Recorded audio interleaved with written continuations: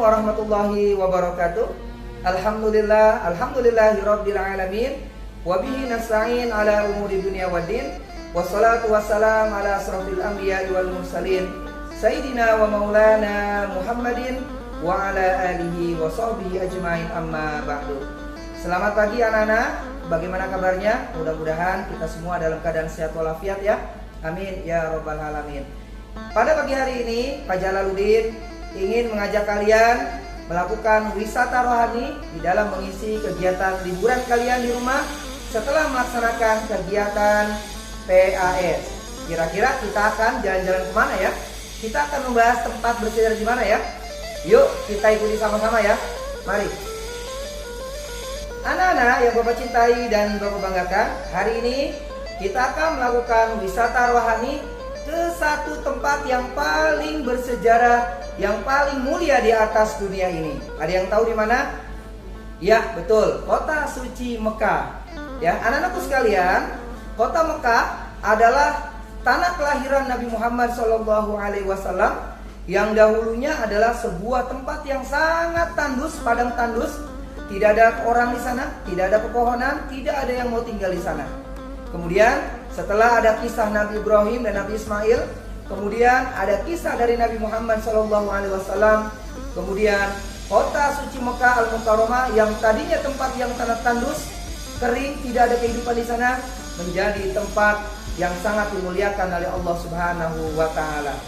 Anak-anakku sekalian, ya, di dalam kota Mekah ada tempat-tempat bersejarah yang harus kita tahu. Ya, yang pertama adalah di kota Mekah tersebut ada sebuah masjid yang sangat agung, yang sangat besar, yang sangat mulia di atas dunia ini, yaitu Masjidil Haram. Ya, Masjidil Haram ini adalah masjid yang paling mulia di atas muka bumi. Ya, dimana kita tahu bahwa orang yang bisa beribadah di Masjidil Haram ganjaran yang sangat besar sekali. Berapa ganjaran orang yang bisa melaksanakan ibadah atau ibadah sholat di sana? Ganjaran yang akan didapat adalah 100.000 kali lipat dibandingkan sholat di luar Masjidil Haram atau di masjid-masjid biasa.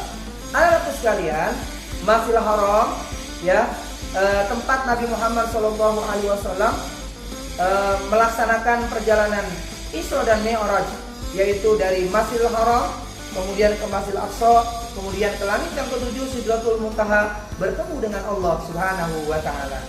Nah, anak-anakku sekalian, selain Masjidil Haram, kita akan bahas yang lain ya. Bahwa di dalam Masjidil Haram ini ada satu bangunan yang sangat bersejarah, yang sangat suci, yang sangat mulia, yang pernah dibangun oleh para malaikat sebelum umat manusia ada di alam dunia ini.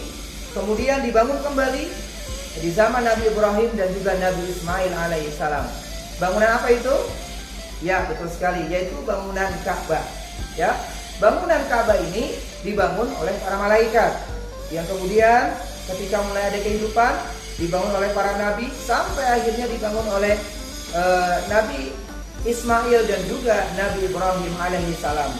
Anak-anakku sekalian, tahukah kalian bahwa posisi Ka'bah itu sejajar dengan sebuah masjid yang ada di langit ketujuh, ya, yang bernama Masjid Baitul Ma'mur. Tahukah kalian Masjid Baitul Ma'mur itu masjid apa? Ya, betul sekali. Masjid Baitul Ma'mur adalah masjid yang ada di langit ketujuh, di mana Rasulullah SAW beliau pernah menjadi imam sholat bagi para malaikat pada saat Nabi Muhammad melaksanakan peristiwa Isra dan Mi'raj. Anak-anakku sekalian, ya, bangunan Ka'bah ini memiliki kain penutup anak-anakku sekalian yang diberi nama kiswah, ya, yang tersulam dengan benang emas dan juga campuran-campuran yang lain begitu indah dengan ukiran kaligrafi yang luar biasa. Ya, bahwa kiswah yang ada di Ka'bah ini, kain penutup Ka'bah ini selalu diganti oleh pihak kerajaan Arab Saudi setiap tanggal 9 Zulhijjah. Anak-anakku sekalian, kemudian selain Ka'bah, ya, kira-kira apa lagi? Betul sekali. Selain ada Ka'bah, ya, di situ ada, di dinding Ka'bah itu ada yang namanya Hajar Aswad. Ya, Hajar Aswad itu dari dua kata, Hajar dan Aswad. Ya, Bapak yakin kalian tahu apa arti Hajar Aswad. Hajar artinya batu dan Aswad artinya hitam. Nah, berarti kalau kita gabungkan menjadi batu hitam. Ya, tapi anak-anak harus tahu bahwa asal mula daripada warna Hajar Aswad ini bukan hitam, tetapi seperti warnanya putih seperti cahaya yang terang benderang. Ya, asal muasal batu Hajar Aswad yang memang Allah turunkan dari surga itu warnanya adalah putih sangat terang sekali. Nah, kemudian ketika dipasang di dinding Ka'bah, ya banyak dicium oleh umat manusia, kemudian menyerap dosa umat manusia yang begitu banyak, kemudian warnanya pun berubah menjadi hitam, tidak lagi menjadi putih berkilau, tapi berubah menjadi hitam. Anak-anakku sekalian, ya, bahwa Hajar Aswad ini dulu pernah jatuh dari tempatnya, dari dinding Ka'bah. Kalau kita lihat sejarah anak-anakku sekalian, bahwa ketika usia Nabi Muhammad SAW usia 35 tahun, kota suci Mekah pernah terjadi banjir yang sangat besar sekali. Kemudian sampai membuat bangunan Ka'bah menjadi rusak dan Hajar Aswad pun jatuh ke tempatnya semula. Nah, kemudian pada usia Nabi Muhammad 35 tahun inilah terjadi peristiwa peletakan kembali batu Hajar Aswad ke tempatnya semula, yaitu di dinding Ka'bah. Anak-anakku sekalian, itu tadi Hajar Aswad. Kemudian apa lagi yang ada di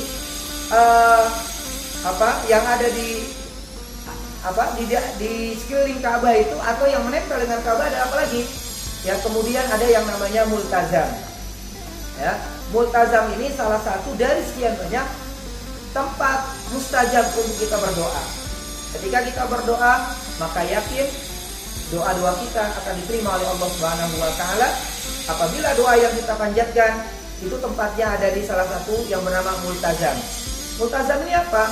Multazam ini, ya, bagian dari Ka'bah, bagian batu dari Ka'bah yang tempat posisinya yaitu antara pintu Ka'bah dengan Hajar Aswad. Ya, nanti anak-anak sekalian bisa lihat pada gambar, ya. Jadi posisinya itu antara pintu Ka'bah dengan Hajar Aswad. Dan ini merupakan salah satu dari sekian banyak tempat-tempat mustajab untuk kita berdoa kepada Allah Subhanahu wa taala. Kemudian anak-anakku sekalian, ada lagi namanya Hijr Ismail. Ya, Hijr Ismail itu sebenarnya bagian dari Ka'bah, anak-anak.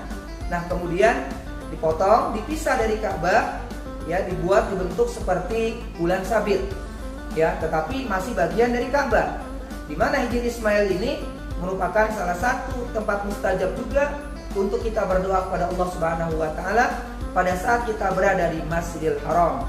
Ya, bentuknya seperti bulan sabit, dan kita disunahkan pada saat kita selesai melaksanakan tawaf mengelilingi Ka'bah sebanyak 7 kali, kita pun disunahkan jika memang memungkinkan kita diperintahkan untuk melaksanakan sholat sunnah di Hijr Ismail. Baik, anak-anak sekalian, apalagi selain daripada itu?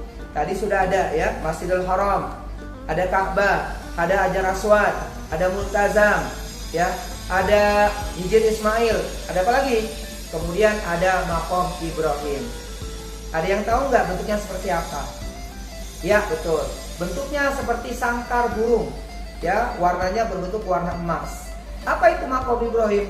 Maqam Ibrahim bukan berarti kuburan Nabi Ibrahim, tetapi di dalam Maqam Ibrahim itu ada sejarah atau ada bekas tapak kaki Nabi Ibrahim alaihissalam. Ya, kalau kita lihat dari luar dari Maqam Ibrahim itu akan terlihat, ya, ada 2 tapak kaki, yaitu tapak kaki Nabi Ibrahim alaihissalam.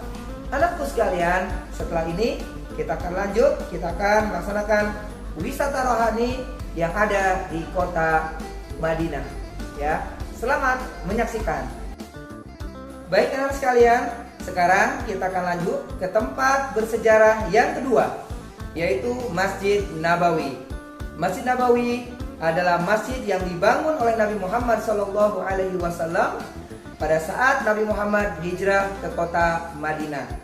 Ya, anak-anakku sekalian, Masjid Nabawi ini adalah masjid yang terdapat di kota Madinah. Ingat ya, di kota Madinah.